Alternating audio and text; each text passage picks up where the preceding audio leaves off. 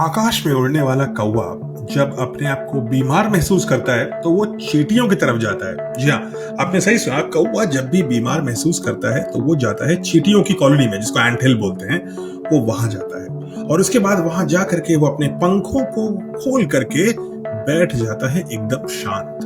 जो चींटियां होती हैं वो कौवे के पैर से होते होते होते उसके पूरे शरीर और उसके पंखों पे फैल जाती हैं। अब ऐसा क्यों करता है कौवा? क्योंकि चींटी के अंदर एक बहुत ही विशिष्ट पदार्थ होता है, केमिकल होता है, सीक्रेट केमिकल, जिसका नाम होता है फॉर्मिक एसिड।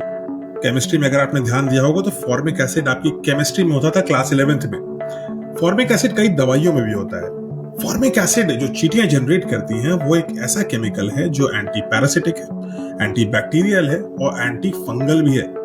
यानी कि कौवे के अंदर जितने भी बैक्टीरिया, फंगस या अलग प्रकार के जो जर्म्स हैं, उन सारे जर्म्स का क्योर ये चींटियां कर देती हैं। चींटियां डॉक्टर बन जाती हैं। तो ये बड़ा ही इंटरेस्टिंग प्रोसेस है साइंस में।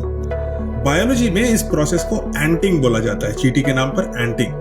और ना सिर्फ कौवे बल्कि कौवों को देख देख करके बाकी उड़ने वाले जो प्रजातियां हैं, चाहे से चील हो गए और भी वल्चर्स हो गए, इन लोगों ने भी इस चीज को सीख लिया है और एंटिंग का खूब उपयोग करते हैं।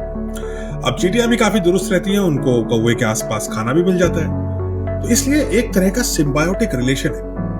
बड़ी इंटरेस्टिंग बात है, बिकॉज हम सोचते हैं कि बहुत सारी चीजों का जो समस्याएं होती हैं उनका प्राकृतिक क्योर नहीं होता, बट ये दिखाता है कि एक छोटी सी चींटी भी एक तरह का नेचुरोपैथी हीलिंग सेंटर बन सकता है ऊंचे उड़ने वाले पक्षियों के लिए।